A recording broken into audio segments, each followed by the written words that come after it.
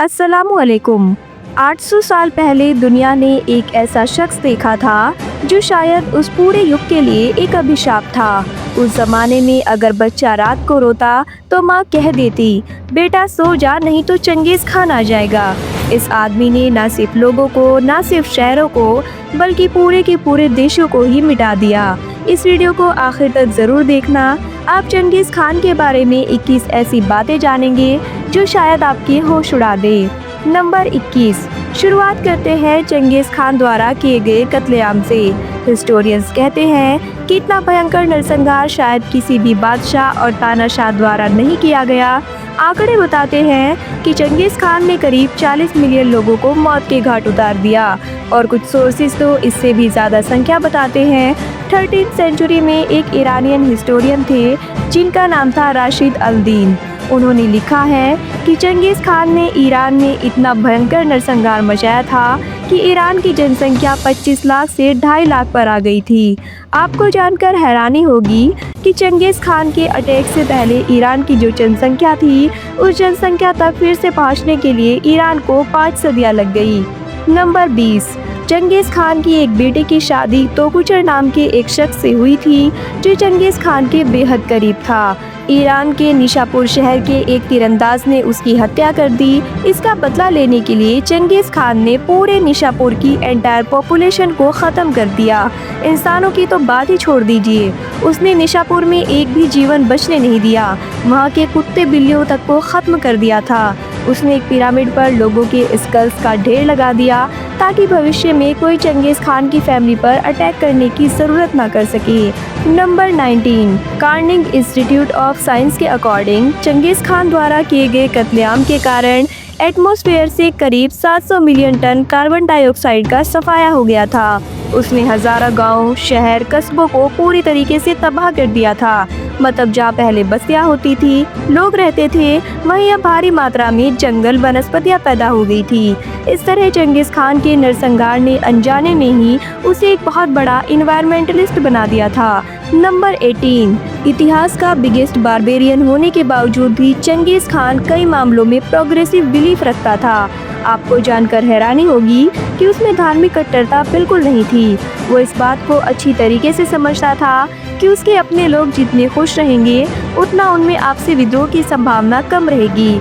इसलिए उसने सभी को पूरी तरह रिलीजियस फ्रीडम दे रखी थी। यही कारण है कि वो अपने मंसूबों में इतना सक्सेसफुल रहा। नंबर 17। दुनिया के बड़े बड़े बादशाह, राजा महाराजा चाहते थे कि उनके मरने के बाद भी लोग उन्हें सदियों तक याद रखें। इसलिए वो अपनी यादों को कायम रखने के लिए मकबरे और स्मारक बनवाने की वसीयत छोड़ जाते थे। लेकिन चंगेज़ खान के साथ वैसा नहीं था। वो नहीं चाहता था कि उसके मरने के बाद दुनिया उसे याद रखे। उसने अपने जीते जी किसी भी चित्रकार को अपनी तस्वीर नहीं बनाने दी, किसी भी मूर्तिकार को अपनी मूर्ति नहीं बनाने दी और न ही किसी सिक्के पर अपने जैसा चेहरा उकेरने दिया। चंगेज़ खान की पहली इमेज उसके मरने के बाद ही बनाई गई थी। नंबर 16। चंगेज़ खान नहीं चाहता था कि उसके मरने के बाद उसका कोई भी निशान बाकी रहे। हैरानी की बात यह है कि उसने अपने लिए एक अजीब वसीयतनामा लिखा जिसमें उसने अपने साथियों को हुक्म दिया कि उसके मरने के बाद उसे ऐसी गुमनाम जगह पर दफनाया जाए जहां से उसकी कब्र को ढूंढ पाना असंभव हो, और ऐसा ही किया गया। आज चंगेज़ खान को मरे हुए 8 सदियां बीत चुकी हैं। सालों से इतिहासकार उसकी कब्र का पता लगाने की कोशिश कर रहे हैं, लेकिन तमाम कोशिशें नाकाम रही हैं। चंगेज़ खान की कब्र के बारे में ही कई रहस्य और कहानियाँ जुड़ी हुई हैं जिन्हें मैं इस वीडियो में कवर नहीं कर पाऊंगी। अगर आप चाहते हैं तो मैं इस टॉपिक पर एक वीडियो अलग से बना दूंगी, तो आप मुझे कमेंट सेक्शन में कमेंट करके ज़रूर बताइएगा। नंबर 15। चंगेज़ खान अपने साम्राज्य में 3 साल के बच्चे को ही तीरंदाजी और घुड़सवारी की ट्रेनिंग देना शुरू कर देता था। जब यूरोपियंस ने ये देखा तो उन्होंने लिखा कि मंगोलों की तो लड़कियां भी ज़्यादातर पुरुषों से बेटर हॉर्स राइडिंग करती हैं। नंबर 14। मंगोलों के इतिहास में मृत्युदंड देने का एक अजीब तरीका था जिसे चंगेज़ खान ने भी अपनाया था, और वो तरीका था मेजरिंग अगेंस्ट द लिंचपिन। इसमें ऐसा किया जाता था कि लंबे पहिए वाली एक गाड़ी होती थी और जीतने वाला बादशाह हारने वाले दुश्मन देश के नागरिकों को ये हुक्म देता था कि वो सभी एक के बाद एक उस पहिए के पास आकर खड़े हो जाएं, और जिस भी व्यक्ति की हाइट उस पहिए की एक्सेल पिन से लंबी होती थी उसका सर काट दिया जाता था। आमतौर पर उस दौरान गाड़ियों की पहिए की एक्सेल पिन की लंबाई 3 फीट होती थी, मतलब 3 फीट से लंबे किसी भी व्यक्ति की जान नहीं बख्शी जाएगी। सन 1202 में जब चंगेज खान की उसके राइवल जमुखा के साथ लड़ाई हुई थी तो उसने उसके कबीले के खिलाफ इस तरीके का यूज किया था। उसने 3 फीट से लंबे हर इंसान का कत्ल कर दिया था, सिर्फ बच्चों को छोड़ा गया था। नंबर 13। आज जब कभी भी चंगेज खान का नाम हम लोग सुनते हैं तो सबसे पहले एक निर्दयी हत्यारे की छवि हमारे जहन में बनती है, जिसने असंख्य लोगों को मौत के घाट उतार दिया। लेकिन इसके बावजूद मंगोलिया में उसको बहुत ऊंचा मुकाम हासिल है। मंगोलिया में चंगेज खान का मुकाम सिर्फ एक ऐतिहासिक शख्स का नहीं है, बल्कि वहाँ उसे फादर ऑफ नेशन माना जाता है। यहाँ तक कि नॉर्दर्न चाइना में तो उनका एक टेम्पल भी है जहाँ उनके एंसेस्टर्स की पूजा की जाती है। नंबर 12। चंगेज खान मंगोलियों में एक नेशनल हीरो की तरह देखे जाते हैं, लेकिन 20वीं सदी में सोवियत रूल के दौरान चंगेज खान का नाम लेना भी बैन था। सोवियत यूनियन ने चंगेज खान की यादें लोगों के जहन से पूरी तरह मिटाने के लिए स्कूली किताबों से उसका नाम पूरी तरीके से हटवा दिया था। उन्होंने मंगोलिया में चंगेज खान के जन्म स्थान की यात्रा पर रोक लगा दी थी। 90s में मंगोलियन रिवॉल्यूशन के दौरान चंगेज खान का नाम मंगोलिया में फिर से कायम हो गया।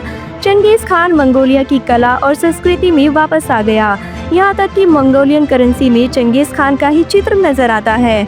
नंबर 11। चंगेज खान के नाम में खान होने से बहुत सारे लोगों को ये लगता है कि वो मुसलमान था, पर ऐसा नहीं है। वो किस धर्म को मानता था इस बात पर बाद में आएंगे, पहले उसके नाम के बारे में जान लेते हैं। चंगेज खान का असली नाम तेमुजिन था। तेमुजिन मंगोलियन भाषा का एक शब्द है जिसका मतलब होता है blacksmith. Genghis Khan title उसको बाद में मिला। चंगेज खान नाम कहाँ से निकला है, इसे लेकर हिस्टोरियन अभी भी अनश्योर है। एक थ्योरी कहती है कि मंगोलियन भाषा के शब्द चिंगिस से चंगेज खान निकला है, जिसका मतलब होता है यूनिवर्सल लीडर। लेकिन चंगेज खान की ये इंग्लिश स्पेलिंग गेंगिश खान कहाँ से आई, इस बारे में जानकारी नहीं मिलती है। खान शब्द मंगोलियन भाषा में एक ट्रेडिशनल टाइटल होता था जिसका मतलब रूलर होता था। ये टाइटल मंगोलियन ट्राइबर्स के लोग अपने लीडर को देते थे, तो चंगेज खान का मतलब होता है यूनिवर्सल रूलर।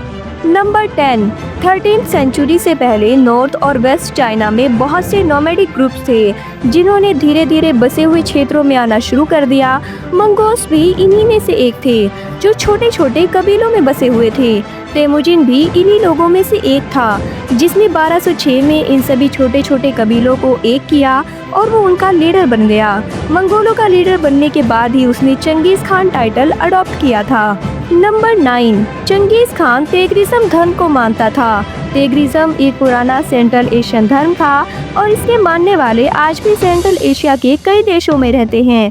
ये मंगोल और तुर्क लोगों का मुख्य धर्म था। इस धर्म में मोनोथिज्म, ओझा प्रथा, टोटम प्रथा और पूर्वजों की पूजा जैसी कई चीजें शामिल थी। नंबर 8। चंगेज खान की शुरुआती जिंदगी के बारे में बहुत कम जानकारी मिलती है, क्योंकि ऐसे बहुत कम रिटर्न लेख हैं जो उनके उस समय के बारे में लिखे गए थे। कुछ रिसोर्सेज जो चंगेज खान के समय के बारे में जानकारी देते हैं उनमें मतभेद है। चंगेज खान के बचपन के बारे में हम जो कुछ भी जानते हैं वो सिर्फ इस एक बुक की वजह से है, the secret history of Mongols. ये बुक चंगेज खान की डेथ के कुछ समय बाद ही लिखी गई थी और ये बुक मंगोलियन भाषा का सबसे पुराना लिटरेरी वर्क है जो आज तक हमारे पास बचा हुआ है। इस बुक को लिखने वाले का कोई अता पता नहीं है। ये किताब मंगोल रॉयल फैमिली के बारे में लिखी गई थी। सदियों तो ये किताब लुप्त रही और फिर 19th सेंचुरी में अचानक इसकी चाइनीज कॉपी पाई गई और इसके बाद ही हमारे पास चंगेज खान को लेकर इतनी जानकारी उपलब्ध है। Number 7। The secret history of Mongols में लिखा है कि चंगेज खान अपने हाथ में ब्लड क्लॉट लिए हुए पैदा हुआ था। ये एक ट्रेडिशनल साइन है कि बच्चा बड़ा होकर एक ग्रेट लीडर बनेगा। नंबर 6। चंगेज खान का सौतेला भाई जिसका नाम बेक्टर था, बचपन से तेमुजिन को बहुत तंग करता था। वो तेमुजिन का खाना उससे छीन लेता था। तेमुजिन अपने भाई की इन हरकतों को सहता हुआ बड़ा हुआ था। आखिरकार उसने तंग आकर अपने भाई की हत्या कर दी। उस वक्त तेमुजिन सिर्फ 14 साल का था। नंबर 5। चंगेज खान मानता था कि एक आदमी की स्ट्रेंथ का पता इस बात से चलता है कि वो अपने पीछे कितने बच्चे छोड़कर गया है। कहा जाता है कि उसकी 500 के करीब बीवियां थी। एक स्टडी से पता चला है कि एशिया में रह रहे 8% लोग लगभग आइडेंटिकल वाई क्रोमोसोम कैरी करते हैं। जो शायद चंगेज़ खान से शुरू होता है। इस हिसाब से अंदाज़ा लगाया गया है कि आज दुनिया में चंगेज़ खान के 16 मिलियन वंशज मौजूद हैं। मतलब हर 200 में से एक आदमी चंगेज़ खान का वंशज है। नंबर 4, सन 2001 में मंगोलियन की कैपिटल से 880 किलोमीटर दूर एक किले को खोजा गया था। ये बताया गया कि ये किला चंगेज़ खान से जुड़ा हुआ है। नंबर 3, आमतौर पर ये माना जाता है कि चंगेज़ खान ने सिर्फ तलवार के जोर पर अपनी सल्तनत को इतना विशाल बनाया, लेकिन ये पूरा सच नहीं है। वो इंसान इससे बहुत ज़्यादा चालाक था। वो दूसरे साम्राज्यों को जीतने के लिए अपनी बेटियों को मजबूर करता था कि वो उन साम्राज्य के राजाओं से शादी करें, और इसके बाद जब राजा मर जाएगा तो राजा की पत्नी यानी चंगेज़ खान की बेटी सिंहासन पर बैठेगी। लेकिन कई राजा पहले से ही शादीशुदा होते थे, तो इसके जवाब में चंगेज़ खान उस राजा की पत्नी को ही कत्ल कर दिया करता था और तब उस राजा को अपनी बेटी से शादी करने के लिए मजबूर करता था। इस तरह वे दूसरे राज्यों को मंगोलिया सल्तनत में शामिल कर लेता था। और सिर्फ इतना ही नहीं, जब भी मंगोलियन आर्मी युद्ध के लिए जाती थी तो चंगेज़ खान इस बात का अच्छे से ख्याल रखता था कि लड़ाई के दौरान ये दूसरे राजा सबसे आगे रहें, ताकि मरने वालों में सबसे पहले हों और चंगेज़ खान की बेटियां जल्द से जल्द सिंहासन पर बैठें। और इस तरह उसने पृथ्वी के एक बड़े हिस्से को जीत लिया था। नंबर 2, सन 1201 में ताइजू ट्राइब के खिलाफ लड़ाई के दौरान एक तीर ने चंगेज़ खान के घोड़े को मार गिराया और चंगेज़ खान बुरी तरह से घायल हो गया। आखिर में जीत चंगेज़ खान की हुई, लेकिन बाद में चंगेज़ खान ने ताइजू ट्राइब के बंदी बनाए गए सभी कैदियों को बुलाया और उनसे पूछा कि उसके घोड़े को तीर मारने वाला शख्स कौन था। एक सैनिक बहादुरी से चंगेज़ खान के सामने आया और उसने स्वीकार किया कि ये तीर उसने चलाया था। चंगेज़ खान ने उसके हुनर और बहादुरी को देखते हुए उसे अपनी आर्मी में ऑफिसर बना दिया और बाद में उसे जेबे नाम दिया। जेबे का अर्थ एरो होता है। नंबर 1, अगर इतिहास के ग्रेटेस्ट कॉन्करर की बात करें तो आपको शायद अलेक्जेंडर द ग्रेट याद आ रहे होंगे, लेकिन अगर आंकड़ों की बात करें तो चंगेज़ खान इतिहास का सबसे बड़ा विजेता था। उसने अलेक्जेंडर से भी 2 गुने क्षेत्र को जीत लिया था। वहीं अलेक्जेंडर की शुरुआत ही मैसेडोनिया के प्रिंस के रूप में हुई थी और उसके पास वर्ल्ड ट्रेड और लॉयल आर्मी थी, जबकि चंगेज़ खान की शुरुआत एक छोटे से गरीब कबीले से हुई थी और उसे अपने दम पर ही सभी मंगोल ट्राइब्स को यूनाइट करना पड़ा था। अलेक्जेंडर को बचपन में अरस्तु जैसे महान गुरु से शिक्षा मिली थी, जबकि चंगेज़ खान के पास खुद की समझ के अलावा कोई और गुरु नहीं था। अलेक्जेंडर की मृत्यु के बाद 1-2 साल में ही मैसेडोनिया का पतन हो गया, जबकि चंगेज़ खान की मृत्यु के बाद 141 साल तक मंगोलों ने शासन किया। दरअसल वेस्टर्न लोगों ने चंगेज़ खान को एक कॉन्करर के रूप में पूरी तरह से भुला दिया है। वो सिर्फ उसे एक बर्बेरियन मानते हैं जो सिर्फ लोगों को आतंकित करना जानता था, लेकिन ये भी तो शायद सच ही है। तो इस वीडियो के लिए आज इतना ही। अगर आपको वीडियो अच्छी लगी हो तो इसे लाइक करने के साथ साथ शेयर ज़रूर करिएगा और ऐसी और भी इंटरेस्टिंग और इन्फॉर्मेटिव वीडियोस देखने के लिए हमारे चैनल को सब्सक्राइब करना ना भूलिएगा। हम फिर से हाजिर होंगे एक नई वीडियो के साथ। तब तक के लिए अल्लाह हाफिज़।